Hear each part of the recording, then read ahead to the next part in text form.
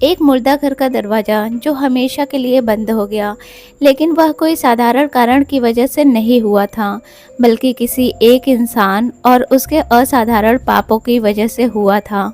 और आज जो उस सील दरवाजे को खोलने की कोशिश करता है, वह फिर कभी रात में सो नहीं पाता। शहर के एक पुराने हिस्से में एक सरकारी मुर्दा घर था, नूरगंज मुर्दा घर। ये नाम सुनकर शायद आप सोचें कि इसमें कुछ भी डरावना नहीं है, लेकिन वहाँ की दीवारों ने जो देखा है, वो अगर बोलने लगे तो सुनने वालों की रूह कांप जाए। इस मुर्दा घर में 20 साल से काम कर रहा था इश्तियाक अंसारी।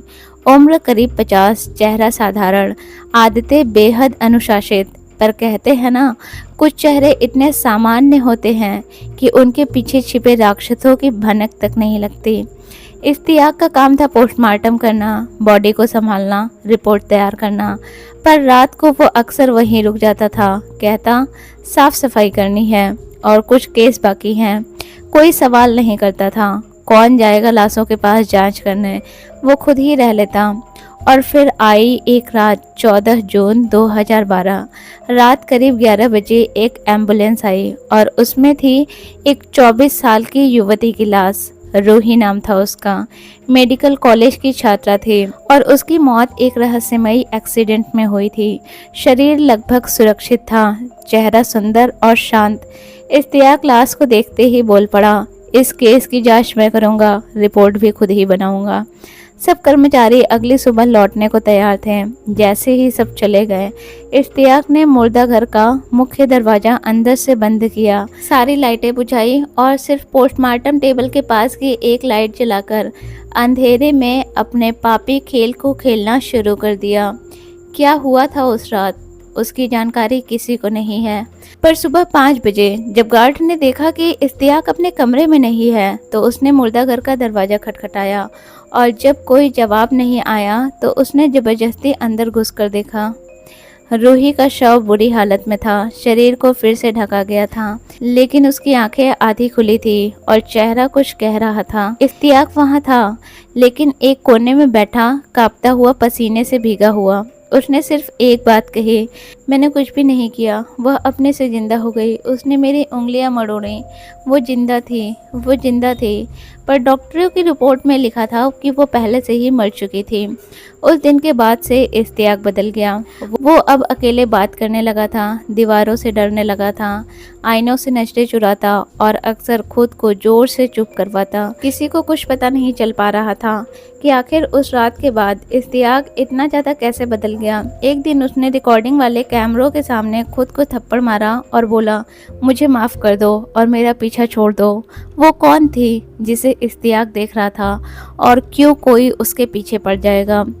तभी मुर्दा घर में अजीब घटनाएं शुरू हो गईं। अंदर से किसी लड़की के सिसकियों की आवाज़ें आने लगी, बिना हवा के पर्दे हिलने लगे और सबका ध्यान एक बात पर गया। रूही के शव को 3 दिन तक फ्रीजर में रखा गया, पर शरीर में कोई डिकम्पोजिशन नहीं हुआ।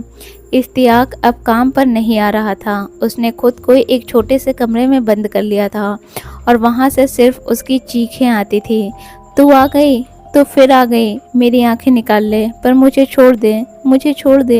एक रात उसी मुर्दा घर में इश्तियाक खुद गया, सिर्फ एक बैग लेकर, जैसे किसी अंतिम निर्णय पर पहुंच चुका हो। वो कमरे के बीचों बीच गया और उस रात मुर्दा घर के बाहर सीसीटीवी में कुछ बहुत अजीब कैद हुआ। किसी ने देखा, दरवाज़ा खुद से बंद हो गया, फिर 4 घंटे तक कोई हलचल नहीं। सीसीटीवी में ये सब देखने के बाद जब गार्ड ने मुर्दा घर का दरवाज़ा खोला तो इश्तियाक की लाश पड़ी थी। लाश ठंडी स्टील टेबल पर पड़ी थी, चेहरा नीला, आंखें बाहर निकली हुई और गले पर खरोंचे, जैसे किसी ने अपने नाखूनों से उसे घसीटा हो। ये वही टेबल था जहाँ पर पहले रूही की लाश रखी गई थी। उसके हाथ में एक पर्चा मिला जिस पर लिखा था, मैंने उसके मृत शरीर से खेला, अब वो मेरी रूह से खेलने लग गई है। उस पर्ची में इश्तियाक की हैंड राइटिंग में वह सारे कुकर्म लिखे हुए थे जो उसने पिछले कई सालों में किए थे लाशों के साथ। रूही की आत्मा वो सब सह नहीं सकी और अपने शरीर को बचाने के लिए मेरे सामने विकराल रूप में आ गई। सरकार ने उस दिन के बाद से उस मुर्दा घर को हमेशा के लिए बंद करवा दिया। जांच तो हुई लेकिन कोई सबूत नहीं मिले। लेकिन लोग कहते हैं आज भी अगर उस मुर्दा घर के पास से होकर गुजरो रात के समय में तो किसी युवती की सिसकियां सुनाई देती हैं और कभी-कभी कोई फुसफुसा कर कहता है मुझे माफ़ कर दो। अब वो इमारत वीरान है, दरवाजे पर ताला है, पर ताले डर को नहीं रोकते। शवगृह अब एक मकबरा बन गया है, एक ऐसे अपराध का जो शायद कभी माफ़ नहीं होगा।